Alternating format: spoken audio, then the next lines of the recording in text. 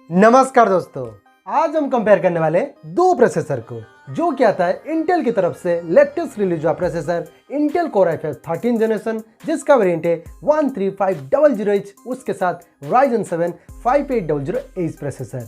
ये जो दोनों प्रोसेसर है वो आपको 65,000 से लेकर 80,000 के अंदर के लैपटॉप में देखने को मिल जाएगा। जो Intel core i5 13 generation processor है वो आपको Asus VIVO 15, Asus VIVO 16, Asus VIVO 15 OLED और Asus VIVO S15 OLED पे देखने को मिल जाएगा। जो Ryzen 7 5800H प्रोसेसर है वो आपको Lenovo IdeaPad Gaming 3, Asus VIVO Pro 15 and HP Victus पे देखने को मिल जाएगा। तो चलते हैं आज के इस वीडियो में इन दोनों प्रोसेसर को अच्छी तरीके से कंपेयर करते हैं और जानने की कोशिश करते हैं आपको इन दोनों प्रोसेसर के अंदर कौन सा खरीदना बिल्कुल सही रहेगा।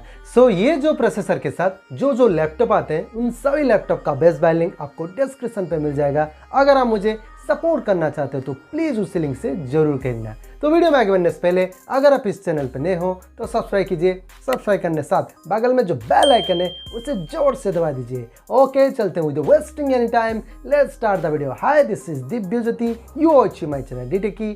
Let's start.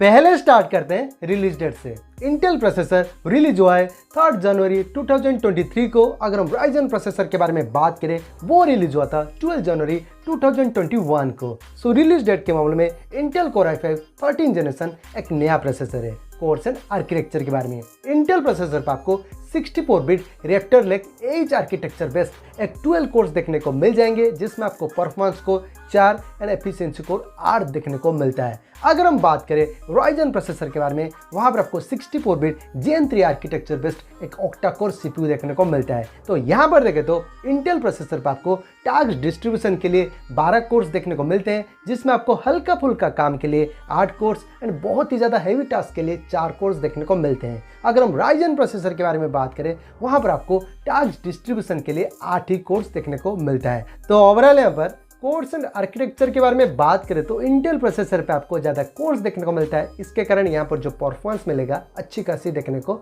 मिल जाएगा। सो कोर्स एंड आर्किटेक्चर के मामले में इंटेल कोर i5 13 जनरेशन एक बेहतर प्रोसेसर है। थ्रेड्स के बारे में इंटेल प्रोसेसर पर आपको 16 थ्रेड्स देखने को मिलता है, जिसमें आपको परफॉर्मेंस कोर पे 8 थ्रेड्स एंड एफिशिएंसी कोर पे 8 थ्रेड्स देखने को मिलता है। अगर हम राइजन प्रोसेसर के बारे में बात करें, वहां पर भी आपको 16 थ्रेड्स देखने को मिलता है। तो यहाँ पर देखें तो दोनों ही प्रोसेसर पर आपको लगभग सेम थ्रेड्स देखने को मिलता है एंड दोनों ही प्रोसेसर पर आपको बहुत ही ज्यादा थ्रेड्स देखने को मिलता है। इसके कारण यहाँ पर जो मल्टीटास्किंग एंड परफॉर्मेंस होगा बहुत ही अच्छी खासी देखने को मिल जाएगा। सो थ्रेड्स के मामले में दोनों ही प्रोसेसर लगभग एक जैसे हैं। फैब्रिकेशन प्रोसेस के बारे में इंटेल प्रोसेसर पर आपको 10 नैनोमीटर की मिल जाएगी। अगर हम राइजन प्रोसेसर के बारे में बात करें वो आपको 7 नैनोमीटर की मिल जाएगी। तो यहाँ पर देखें तो जो राइजन प्रोसेसर है ना, वहाँ पर आपको सेमीकंडक्टर साइज बहुत ही छोटा देखने को मिलता है, इसके कारण ये एक बैटरी एफिशिएंट प्रोसेसर बन जाता है। सो फैब्रिकेशन प्रोसेस के मामले में Ryzen 7 5800H प्रोसेसर एक बेहतर प्रोसेसर है। CPU स्पीड के बारे में इंटेल प्रोसेसर पर आपको परफॉर्मेंस कोर पे बेस फ्रीक्वेंसी मिल जाता है 2.6 गीगाहर्ट्ज की। अगर हम टर्बो बूस्ट फ्रीक्वेंसी के बारे में बात करें, वहां पर आपको मिल जाता है 4.7 गीगाहर्ट्ज की। अगर हम एफिशिएंसी कोर के बारे में बात करें, वहां पर आपको बेस फ्रीक्वेंसी मिल जाता है 1.9 गीगाहर्ट्ज की एंड टर्बो बूस्ट फ्रीक्वेंसी मिल जाता है 3.5 गीगाहर्ट्ज की। अगर हम राइजन प्रोसेसर के बारे में बात करें, वहां पर आपको इंडिविजुअल कोर की बेस फ्रीक्वेंसी मिल जाता है 3.2 गीगाहर्ट्ज की एंड टर्बो बूस्ट फ्रीक्वेंसी मिल जाता है 4.4 गीगाहर्ट्ज की। तो यहाँ पर देखें तो बेस फ्रीक्वेंसी आपको राइजन प्रोसेसर पे बेहतर देखने को मिलता है, बट टर्बो बूस्ट फ्रीक्वेंसी आपको Intel core i5 13 generation processor पे बेहतर देखने को मिलता है। अब जान लेते हैं केस मेमोरी के बारे में। तो एक बात याद रखना, जितना ज़्यादा केस मेमोरी होगा वो उतना अच्छा प्रोसेसर होगा। पहले जान लेते हैं L1 केस के बारे में, जो सबसे छोटा आता है बट स्पीड के मामले में बहुत ही फास्ट होता है। इंटेल प्रोसेसर पर आपको 1.1 MB की मिलेगी। अगर हम राइजन प्रोसेसर के बारे में बात करें, वहां पर आपको 512 KB की मिलेगी। तो यहाँ पर देखें तो इंटेल प्रोसेसर पर आपको L1 केस बिगर देखने को मिलता है। सो L1 केस के मामले में इंटेल कोर i5 13 जनरेशन एक बेहतर प्रोसेसर है। L2 केस के बारे में, जो L1 केस से बड़ा होता है पर स्पीड के मामले में L1 केस से कम होता है। इंटेल प्रोसेसर पर आपको 10 MB की मिलेगी। अगर हम राइजन प्रोसेसर के बारे में बात करें वहाँ पर आपको 4 MB की मिलेगी। तो यहाँ पर भी देखें तो L2 केस इंटेल प्रोसेसर पे बिगड़ देखने को मिलता है। सो L2 केस के मामले में इंटेल कोर i5 13 जनरेशन एक बेहतर प्रोसेसर है। L3 केस के बारे में जो सबसे बड़ा होता है पर स्पीड के मामले में L1 केस L2 केस से कम होता है। इंटेल प्रोसेसर पर आपको 18 MB की मिलेगी। अगर हम राइजन प्रोसेसर के बारे में बात करें वहाँ पर आपको 16 MB की मिलेगी। तो यहाँ पर भी देखें तो L3 केस इंटेल प्रोसेसर पे बिगड़ देखने को मिलता है। सो L3 केस के मामले में इंटेल कोर i5 13 जनरेशन एक बेहतर प्रोसेसर है। जीपीयू के बारे में इंटेल प्रोसेसर पर आपको integrated Intel iris Xe graphics देखने को मिलता है, जहाँ पर आपको मैक्सिमम जीपीयू फ्रीक्वेंसी मिल जाता है 1450 मेगाहर्ट्ज की। अगर हम राइजन प्रोसेसर के बारे में बात करें वहाँ पर भी आपको integrated AMD Radeon RX Vega 8 graphics देखने को मिलता है, जहाँ पर आपको मैक्सिमम जीपीयू फ्रीक्वेंसी मिलता है 2000 मेगाहर्ट्ज की। तो यहाँ पर देखें तो राइजन प्रोसेसर पे जीपीयू फ्रीक्वेंसी बहुत ही ज़्यादा देखने को मिलता है, बट जब हम परफॉर्मेंस की बात करें दोनों प्रोसेसर पर आपको लगभग सेम पॉइंट देखने को मिलता है। इंटेल प्रोसेसर पर आपको 1797 पॉइंट मिलती है। अगर हम राइजन प्रोसेसर के बारे में बात करें वहाँ पर आपको 1792 पॉइंट मिलता है। तो ओवरऑल यहाँ पर जीपीयू परफॉर्मेंस के बारे में बात करें तो दोनों प्रोसेसर पर आपको लगभग सेम जीपीयू परफॉर्मेंस देखने को मिलता है, बट मेरा मानना है कि जो राइजन 7 प्रोसेसर पे जो इंटीग्रेटेड जीपीयू का परफॉर्मेंस मिलेगा वो आपको थोड़ी बहुत बेहतर देखने को मिलेगी अगर हम कंपेयर करें इंटेल प्रोसेसर के साथ, क्योंकि वहाँ पर आपको एक बेहतर जीपीयू फ्रीक्वेंसी भी मिलता है। सो जीपीयू के मामले में राइजन 7 5800H प्रोसेसर एक बेहतर प्रोसेसर है। रैम के बारे में इंटेल प्रोसेसर पर आपको डुअल चैनल का रैम का सपोर्ट देखने को मिलता है, जहां पर आपको मैक्सिमम रैम सपोर्ट मिल जाएगा 64 GB की। यहाँ पर आपको DDR4, LPDDR4X, DDR5, LPDDR5 and LPDDR5X का रैम का सपोर्ट देखने को मिलता है, जहाँ पर आपको मैक्सिमम रैम फ्रीक्वेंसी मिलता है 6400 मेगाहर्ट्ज की। अगर हम राइजन प्रोसेसर के बारे में बात करें वहाँ पर भी आपको डुअल चैनल का रैम का सपोर्ट देखने को मिलता है, जहाँ पर आपको मैक्सिमम रैम सपोर्ट मिल जाएगा 64 GB की। यहाँ पर आपको DDR4 एंड LPDDR4X का रैम का सपोर्ट देखने को मिलता है, जहाँ पर आपको मैक्सिमम रैम फ्रीक्वेंसी मिलता है 4266 मेगाहर्ट्ज की। तो यहाँ पर देखें तो इंटेल प्रोसेसर पर आपको वैरायटी ऑफ रैम का सपोर्ट देखने को मिलता है। उसके अलावा यहाँ पर आपको हायर रैम फ्रीक्वेंसी का भी सपोर्ट देखने को मिलता है। सो नो डाउट रैम के मामले में इंटेल कोर i5 13 जनरेशन एक बेहतर प्रोसेसर है। टीडीपी के बारे में जो हम बोलते हैं थर्मल डिजाइन पावर के बारे में, दोनों प्रोसेसर पर आपको 45 वाट की मिलती है। तो यहाँ पर देखें तो दोनों प्रोसेसर पर आपको हायर टीडीपी देखने को मिलता है। इसके कारण यहाँ पर जो पावर कंजप्शन होगा बहुत ही ज़्यादा देखने को मिल जाएगा। सो टीडीपी के मामले में दोनों प्रोसेसर लगभग एक जैसे हैं। सीपीयू टेम्परेचर के बारे में इंटेल प्रोसेसर पर आपको मैक्सिमम ऑपरेटिंग टेम्परेचर मिल जाता है 100 डिग्री सेल्सियस की। अगर हम बात करें राइजन प्रोसेसर के बारे में वहाँ पर आपको मैक्सिमम ऑपरेटिंग टेम्परेचर मिल जाता है 105 डिग्री सेल्सियस की। तो यहाँ पर देखें तो जो राइजन प्रोसेसर है ना बहुत ही गर्मी झेल सकता है। सो सीपीयू टेम्परेचर के मामले में राइजन 7 5800H प्रोसेसर एक बेहतर प्रोसेसर है। PCI एक्सप्रेस वर्जन के बारे में इंटेल प्रोसेसर पर आपको वर्जन 5.0 का सपोर्ट देखने को मिलता है। अगर हम राइजन प्रोसेसर के बारे में बात करें वहाँ पर आपको वर्जन 3.0 का सपोर्ट देखने को मिलता है। तो यहाँ पर देखें तो इंटेल प्रोसेसर पर आपको लेटेस्ट जनरेशन का PCI एक्सप्रेस वर्जन का सपोर्ट देखने को मिलता है। सो PCI एक्सप्रेस वर्जन के मामले में इंटेल कोर i5 13 जनरेशन एक बेहतर प्रोसेसर है। अब जान लेते हैं दोनों प्रोसेसर के बेंचमार्क स्कोर्स के बारे में। पहले जान लेते हैं Cinebench R23 के बारे में।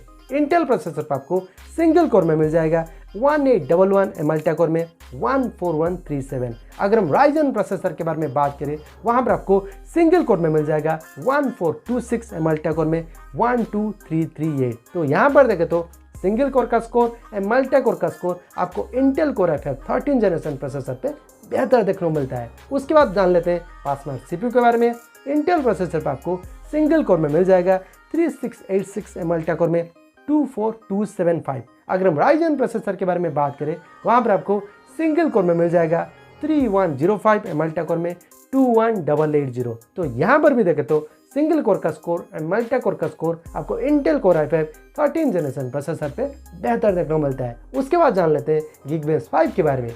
इंटेल प्रोसेसर पर आपको सिंगल कोर में मिल जाएगा 1726 मल्टी कोर में 11038। अगर हम राइजन प्रोसेसर के बारे में बात करें वहाँ पर आपको सिंगल कोर में मिल जाएगा 1459 मल्टी कोर में 78 61। तो यहाँ पर भी देखें तो सिंगल कोर का स्कोर एंड मल्टी कोर का स्कोर आपको Intel core i5-13 generation processor पे बेहतर देखने को मिलता है। तो ओवरऑल यहाँ पर बेंचमार्क स्कोर्स के बारे में बात करें तो सिंगल कोर का स्कोर एंड मल्टी कोर का स्कोर आपको इंटेल प्रोसेसर पे बेहतर देखने को मिलता है। सो बेंचमार्क स्कोर्स के मामले में इंटेल कोर i5-13 जनरेशन एक बेहतर प्रोसेसर है। तो ये रहा complete comparison between Intel core i5-13 generation जिसका वेरिएंट है 13500H, उसके साथ Ryzen 7 5800H प्रोसेसर। अब जान लेते हैं दोनों प्रोसेसर के प्रोस के बारे में।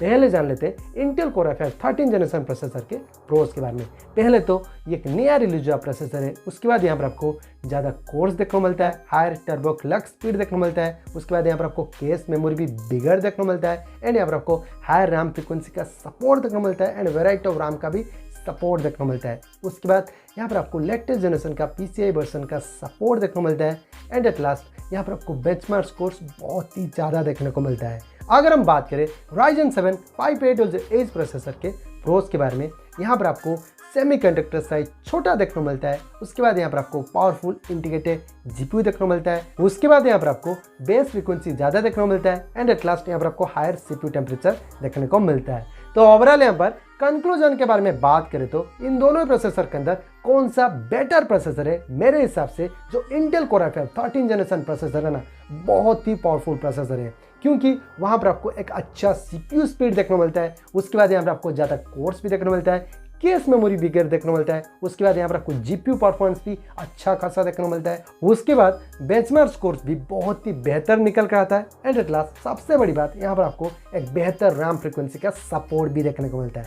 सो मेरे हिसाब से जो Intel core i5-13 generation processor है ना, वो बहुत ही पावरफुल प्रोसेसर है अगर हम कंपेयर करें Ryzen 7 5800H प्रोसेसर से। सो मेरा आपको सजेशन है कि अभी के टाइम पे आप Intel core i5-13 generation processor को बिल्कुल ले लो, बहुत ही अच्छा होगा।